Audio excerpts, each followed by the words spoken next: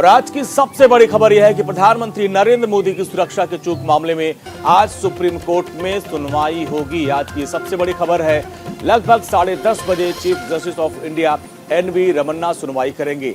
Senior advocate Maninder Singh की याचिका पर यह सुनवाई होगी। पंजाब सरकार को उचित निर्देश दे सकता है court.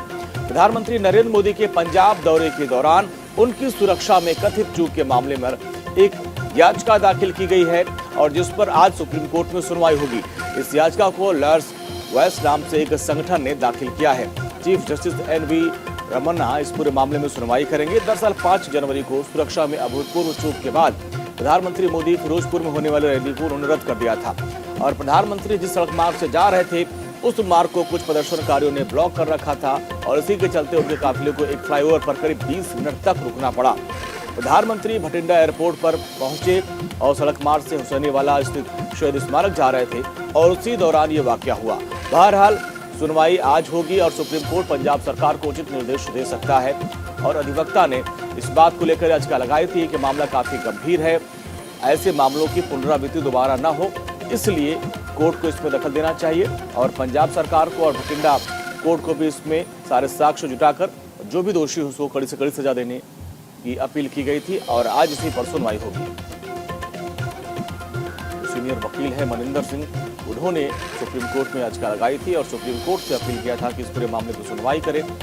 Chief justice of India ने पूछा कि भाई आप चाहते क्या है, तो उन्होंने कहा कि इस पूरे मामले में एक ऐसी नज़ीर पेश किया जाए कि आइंदा इस तरह के मामले न हो और इसको देखते हुए पंजाब सरकार को फिर नोटिस भेजा गया है और आज 10:30 बजे इस पूरे मामले की सुनवाई होगी।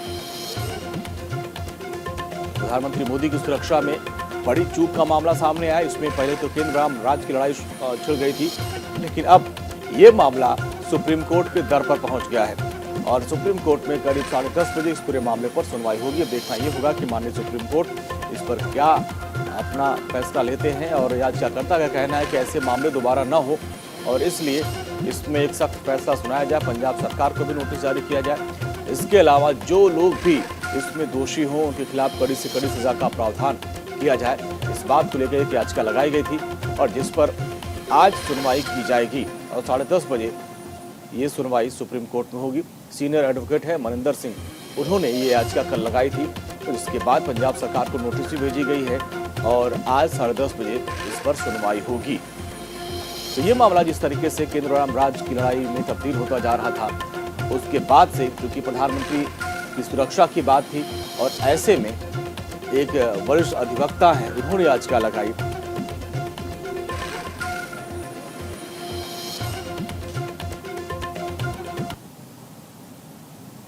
और आज की एक और बड़ी खबर बताएं, जम्मू कश्मीर से इस वक्त की बड़ी खबर आ रही है। घाटी में आतंकी मॉड्यूल का भंडाफोड़ हुआ है।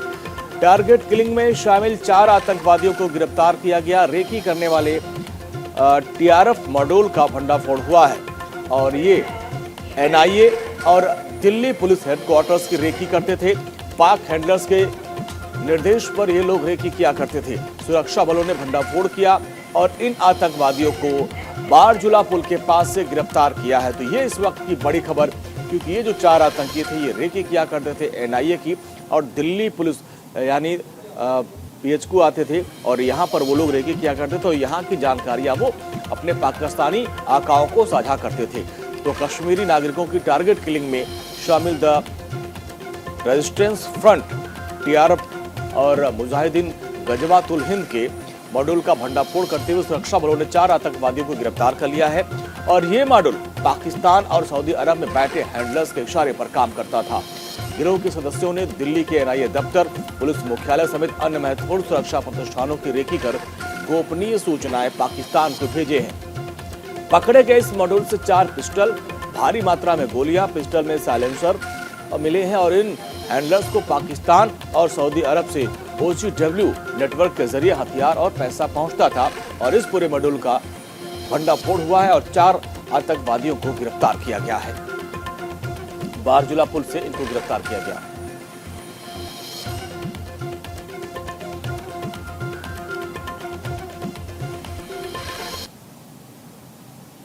तो प्रधानमंत्री नरेंद्र मोदी की सुरक्षा में बड़ी चूक हुई है, इसके बाद इस पर सियासत हो रही है। इस मामले में अब सुप्रीम कोर्ट में आज सुनवाई होगी। एक याचिका लगाई गई, उस याचिका पर सुप्रीम कोर्ट में आज सुनवाई होगी और सुप्रीम कोर्ट से इस बात की अपील की गई थी कि भविष्य में इस तरह की कोई गड़बड़ी न हो, इसको देखते हुए इस पर कड़ा फैसला लिया जाए।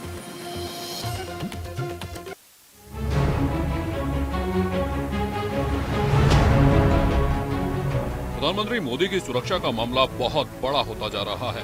फिरोजपुर दौरे पर पीएम मोदी को जिस तरह से 20 मिनट तक रुकना पड़ा, वह भी एक पुल पर, इस मामले ने इतना बड़ा मोड़ ले लिया है कि इतिहास के पन्ने तक खंगालने की बात शुरू हो गई है।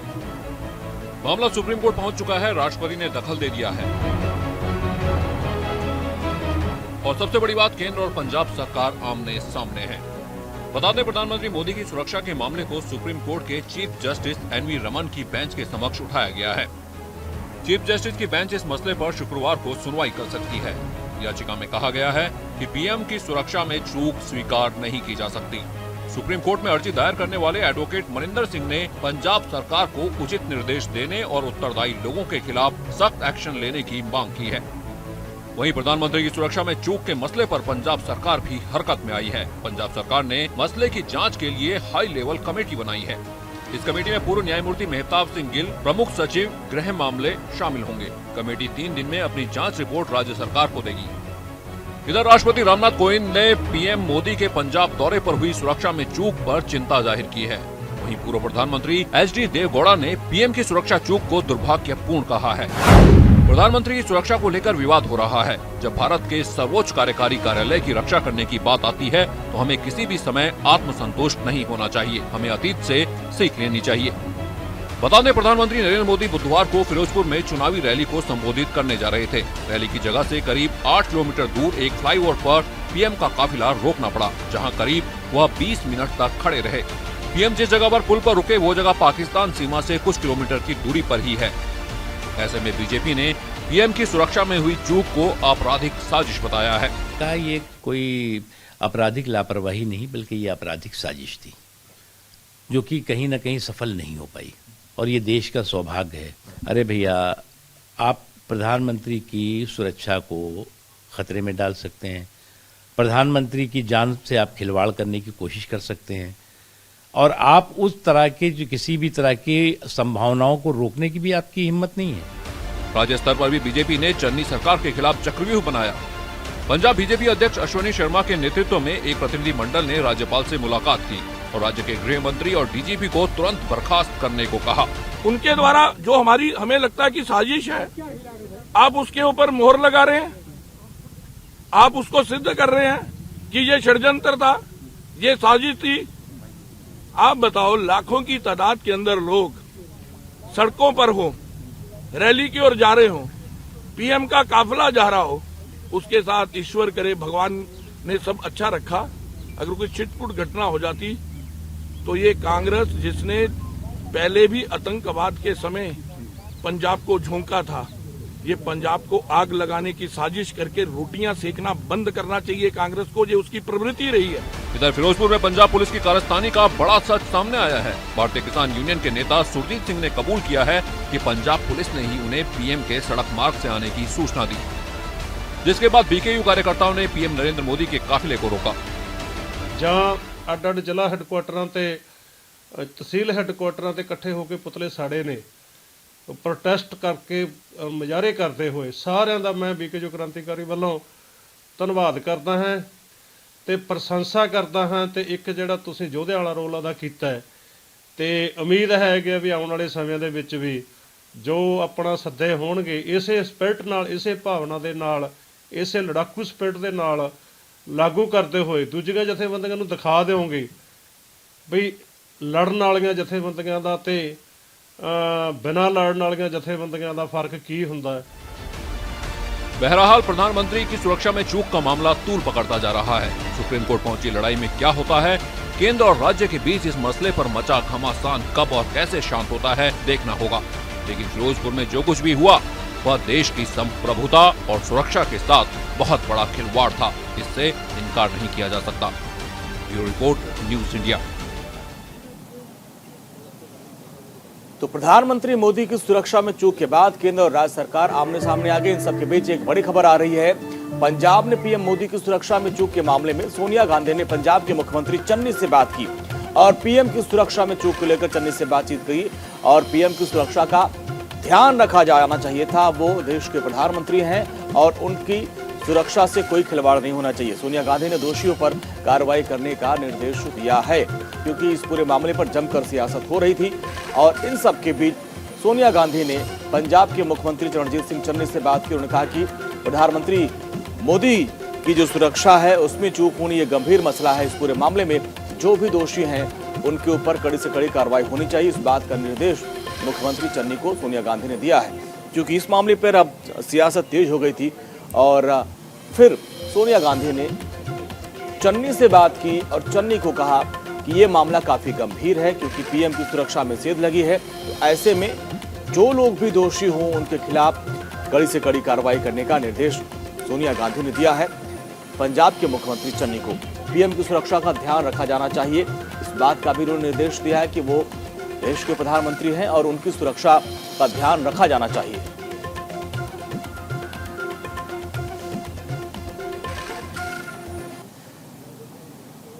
और पश्चिम बंगाल से बड़ी खबर, कोलकाता को आज प्रधानमंत्री मोदी एक बड़ी सौगात देने वाले हैं।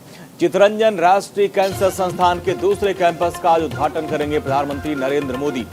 दोपहर करीब 1 बजे वर्चुअली उद्घाटन करेंगे प्रधानमंत्री मोदी और इस कार्यक्रम में मुख्यमंत्री ममता बनर्जी मौजूद रहेंगी। तो प्रधानमंत्री नरेंद्र मोदी आज कोलकाता स्थित चितरंजन राष्ट्रीय कैंसर संस्थान के दूसरे परिसर का उद्घाटन करेंगे। पीएमओ के मुताबिक प्रधानमंत्री मोदी करीब 1 बजे वीडियो कॉन्फ्रेंसिंग के माध्यम से चितरंजन राष्ट्रीय कैंसर संस्थान के दूसरे परिसर का उद्घाटन करेंगे। नए परिसर में 460 बिस्तरों वाला व्यापक कैंसर यूनिट होगा, जो अत्याधुनिक सुविधाओं से लैस होगा। सीएम ममता बनर्जी ने कहा कि वो भी कालीघाट स्थित अपने आवास से इस वर्चुअल मीटिंग में शामिल होंगी और इस परिसर का निर्माण करीब 530 करोड़ रुपए की लागत से किया गया है। इसमें केंद्र सरकार ने करीब 400 करोड़ रुपए दिए, जबकि शेष राशि पश्चिम बंगाल सरकार ने खर्च की है। पीएमओ ने कहा कि संस्थान के दूसरे परिसर का निर्माण देश में स्वास्थ्य सेवाओं को बेहतर बनाने के लिए प्रधानमंत्री मोदी के दृष्टिकोण के अनुरूप है। तो आज पश्चिम बंगाल को बड़ी सौगात प्रधानमंत्री मोदी देने वाले हैं।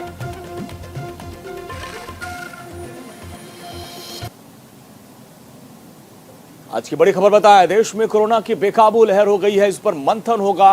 प्रधानमंत्री नरेंद्र मोदी आज कुछ मुख्यमंत्रियों के साथ चर्चा करेंगे और कोरोना के बढ़ते मसलों पर प्रधानमंत्री मोदी ये मंथन करेंगे। ये संभव होगा, ये खबर आ रही है। सूत्रों के मुताबिक ये खबर है कि वर्चुअली बैठक कर सकते हैं प्रधानमंत्री नरेंद्र मोदी।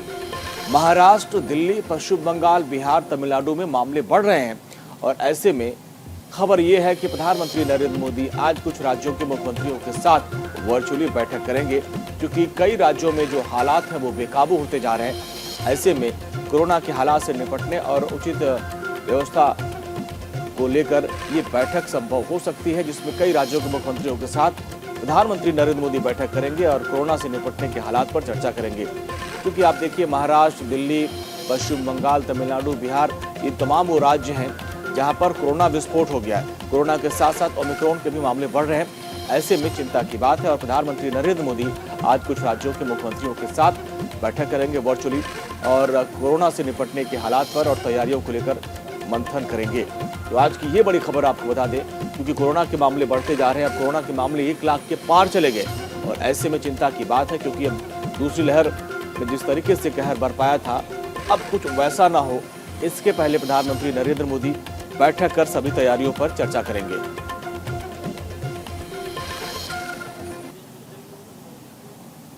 चलिए अब बात यूपी की सियासत से।